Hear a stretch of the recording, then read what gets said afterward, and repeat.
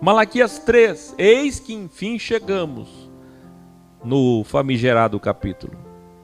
Aí Deus começa assim, ó. Vejam, eu enviarei o último profeta e o Messias. Escreva aí o anjo do concerto. Ele será o mensageiro do primeiro contrato.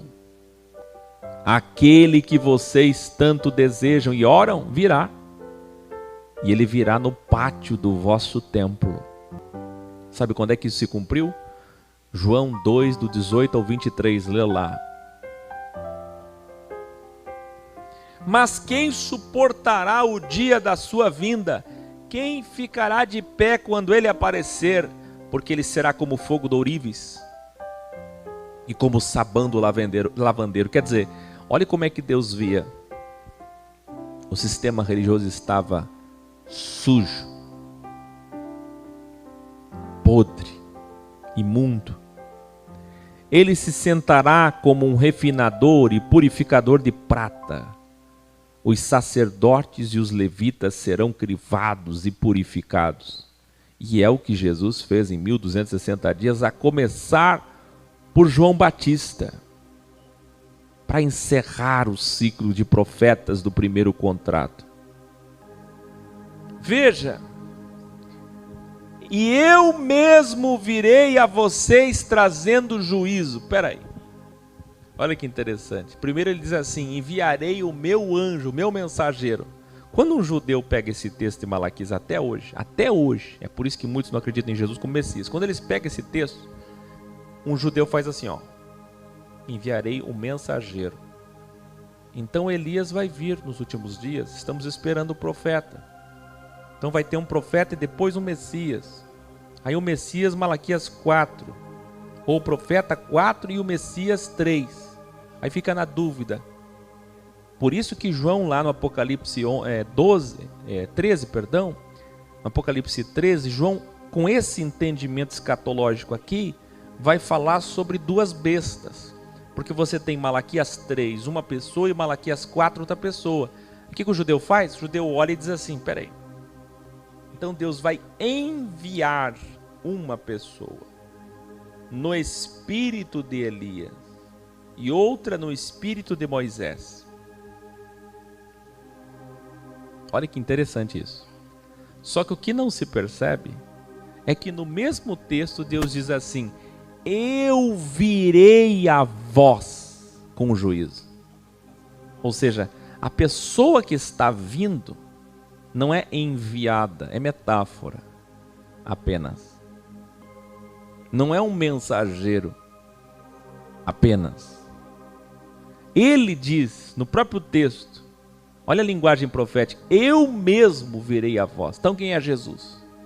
Porque entre vós há sacerdotes em sociedades secretas, a tua Bíblia diz feitiçaria, infiéis às suas esposas, mentirosos, materialistas e escravizadores, explorando os trabalhadores em seus salários, oprimindo os órfãos e as viúvas, privando os estrangeiros dos seus direitos. Lembra dos direitos dos estrangeiros, que eles tinham que comer a mesma comida, que tudo que caísse da plantação era para eles, para que não estivessem passando, tivessem o que comer. Quando fosse pagar alguém, isso lá na lei, nós vimos aqui na septologia da lei original, na lei, quando fosse pagar alguém, tinha que pagar logo, não fica demorando não. Fica deixando para outro dia, paga. Trabalhou para ti, paga. Olha que interessante, gente. Os sacerdotes estavam nesse nível de corrupção aqui, ó. Nesse nível aqui, ó. Olha a lista de graves erros, descumprindo completamente o contrato. Aí Deus diz, tudo que vocês fazem para eles é um desrespeito a mim. Sabe o primeiro ensino de Jesus, quando Jesus disse assim, quando nós vimos você, sabe, preso, sem o que comer, sem o que beber, Jesus, quando? Não, Senhor, para o Senhor a gente faz tudo, mestre. Aí ele diz, quando você faz a esses pequeninos, a esses pobres desprezados, pequenos para a sociedade, pequenos na pirâmide, pequenos porque eles são os últimos da pirâmide social, Quando você faz para eles, faz para mim. Não é assim?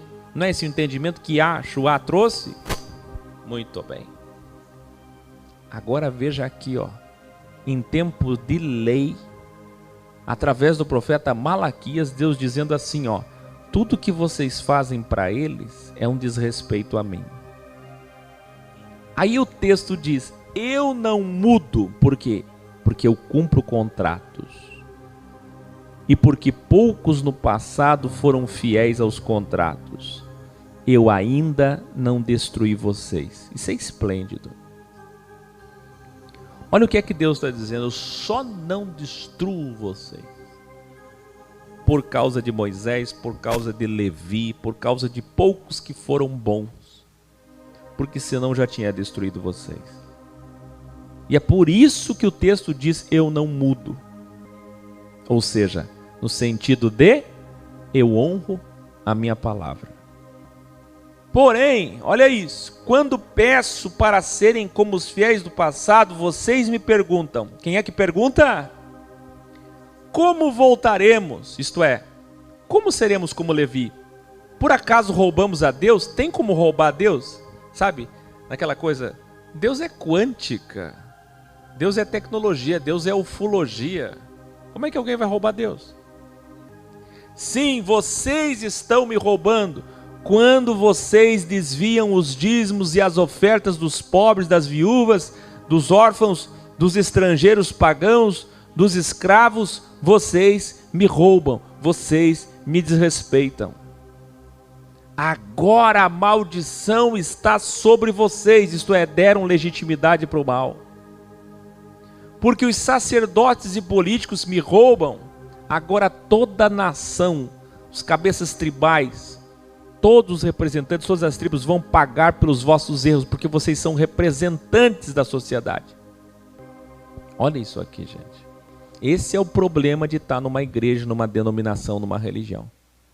Se os seus líderes roubam, não fazem o que é para fazer, que é para acabar com a desigualdade social, que é para sair do primeiro contrato porque é falho, que é para ir para o segundo contrato, que é da graça de Jesus. Se eles erram, você que está indo na igreja, erra junto com ele. E vai sofrer junto com ele. Se você coloca um representante social, que é um político, e ele erra e não faz o que é para fazer, você paga, porque você colocou o representante lá, você está debaixo daquela sociedade. Querendo você ou não, é assim que a sociedade funciona. Tanto é que Deus vai dizer aqui, ó: se 10% de tudo que a terra produziu estivesse nas câmaras, nos depósitos do templo, ninguém seria explorado. Interessante que o templo tinha câmaras e câmaras de ação social para guardar, olha, celeiros e celeiros de dízimos, que é o produto da terra que nunca foi dinheiro, para matar a fome, para matar a sede, para matar o frio. O interessante é que os templos de hoje não tem uma câmara, mas não tem uma câmara de 2x2, de 4x4, com dízimos. O cofre tem. Nem para servir o primeiro contrato eles prestam. Se 10% de tudo, como eu ensinei, Marcel, que a terra produziu, estivesse no depósito do templo, ninguém seria explorado, não havia miséria e pobreza no meu povo. Pois se estivessem cumprindo o contrato com a separação honesta dos recursos, vocês sacerdotes poderiam orar e dizer: agora cumpra a sua parte, Senhor. Deus está dizendo, olha, Deus está dando aqui a senha, o segredo de como é que ele interfere.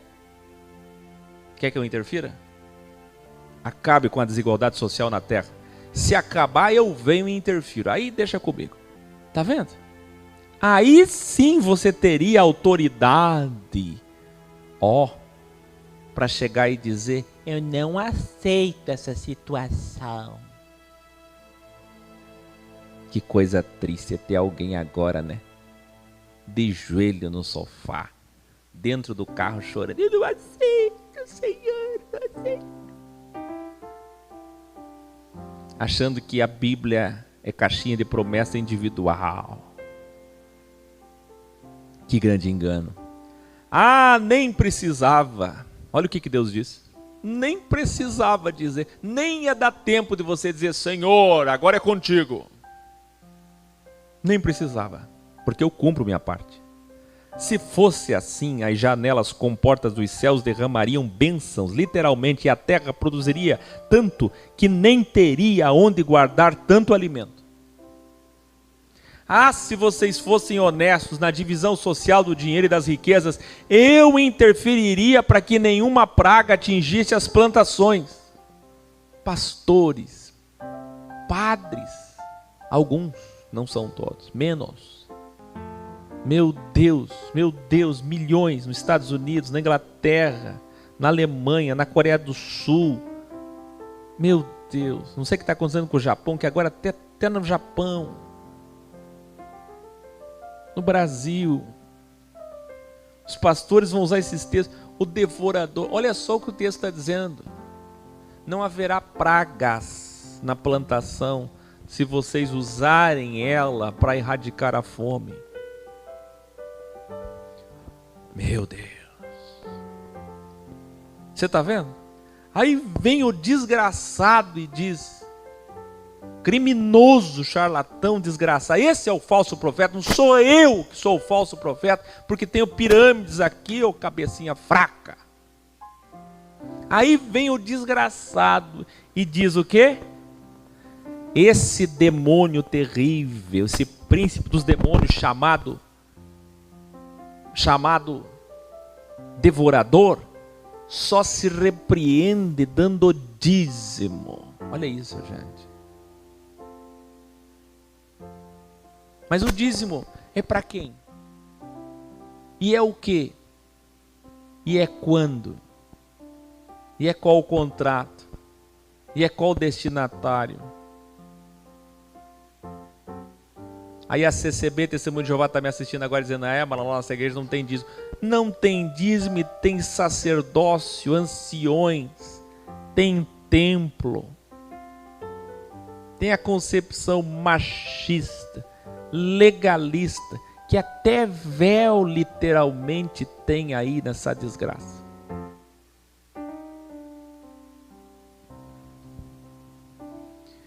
Aí Deus diz, mas como me roubam ao roubar dos pobres, as pragas estarão aí. As crises financeiras, esse é o devorador, escreva aí, devorador. É a praga que vai chegar e dar prejuízo. Que vai trazer o quê? Crise financeira. E aí vocês oram para mim, o Criador não responde.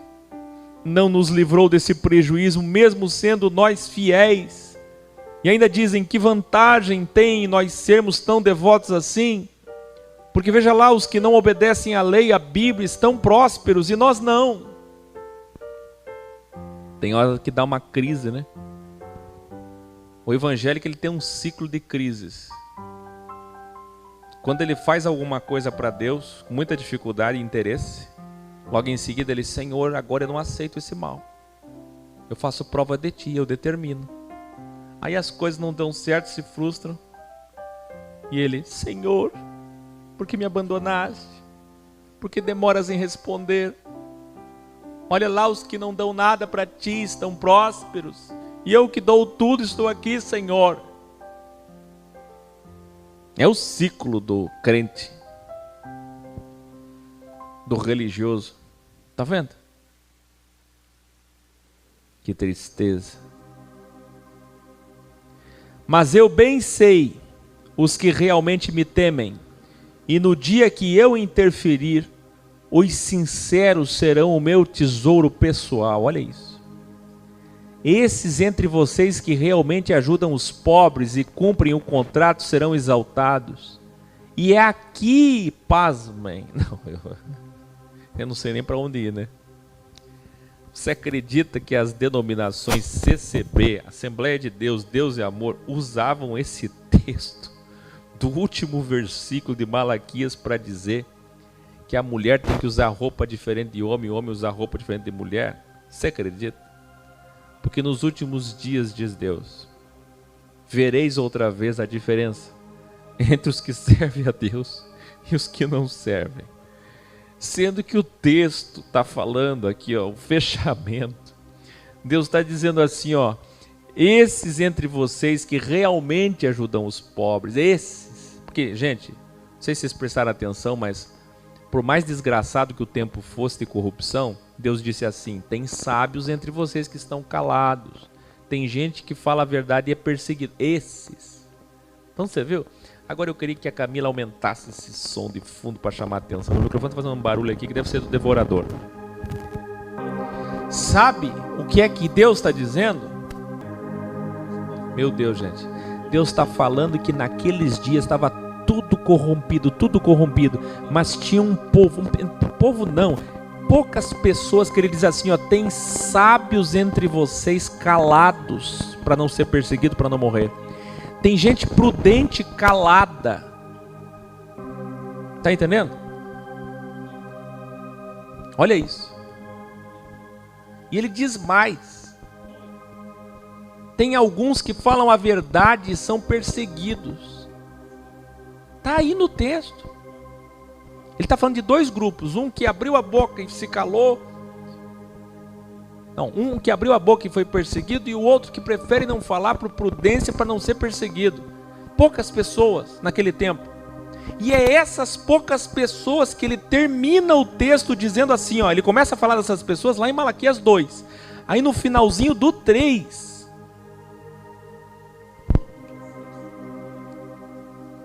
É no finalzinho do 3 que ele diz assim, mas eu bem sei os que realmente me temem. Eu pergunto a vocês, Daniel, pergunto a vocês, quem são esses que hoje são sábios, prudentes, que falam a verdade em tempos de grande corrupção sistêmica e que não aceitam a corrupção dos sacerdotes, que não aceitam a corrupção do templo? E ele diz, Deus está dizendo, eu sei quem são. E no dia que eu interferir, os sinceros serão meu tesouro pessoal. Esses, meu Deus, olha só, ele está dizendo que essas pessoas ex daquele tempo, seriam o seu tesouro pessoal. Você está vendo? Pessoas que não aceitam a corrupção religiosa, política, são tesouro pessoal de Deus. Você está entendendo ou não? Pelo amor de Deus, onde é que tem alguém entendendo? Será que tem alguém aonde? Onde, pelo amor de Deus? Que eu olho para esse chat, eu olho para os meus alunos que estão aqui, fico procurando. Esse chat aí, pelo amor de Deus. Estou tentando entender, cadê alguém? Ah, a Jane está entendendo, ali não está entendendo, não entendeu nada, não merece nem estar aqui, não merece nem entender, não sei nem o que está fazendo aqui. Isso aqui é ouro para ti, você não entende? Olha lá, opa, a Ruth está entendendo. Gente, pelo amor de Deus. Olha isso aqui, ó. Esses entre vocês que realmente ajudam os pobres e cumprem o contrato serão exaltados. E todos verão a grande diferença entre os que são e os que não são, os que são verdadeiros e os que são falsos. Gente, esse famigerado versículo, e verão outra vez a diferença entre os que são e os que não são, os que servem e os que não servem, está num contexto de pouquíssimas pessoas nos dias de Malaquias. Eu vou explicar para você o que é Malaquias. Malaquias é o profeta levantado nos dias da primeira leva de Zorobabel, na primeira saída do cativeiro de 70 anos babilônico, quando eles conseguiram se libertar, que eles vieram, liderados por Zorobabel, e que reconstruíram o templo, logo depois que se estabeleceram como nação, em vez de ter aprendido o que passaram naquele desgraçado cativeiro de 70 anos, logo depois mal chegaram e já estavam como uma sociedade organizada corrupta. Não aprenderam nada. E aí Deus fala através de Malaquias para que eles se arrependam, porque senão destruiria eles novamente, levaria eles presos novamente. Eles se esqueceram. São pouquíssimas pessoas naqueles dias, e é dentro desse contexto, aqui é hermenêutica original, que ele está dizendo: outra vez vereis a diferença entre o que serve e o que não serve. É essa diferença, esse espírito dessa diferença que um ex deve ser, e que a maior parte de vocês que estão me ouvindo não são. Então, só depois disso é que começa Malaquias 4. O dia do juízo virá queimando como uma fornalha.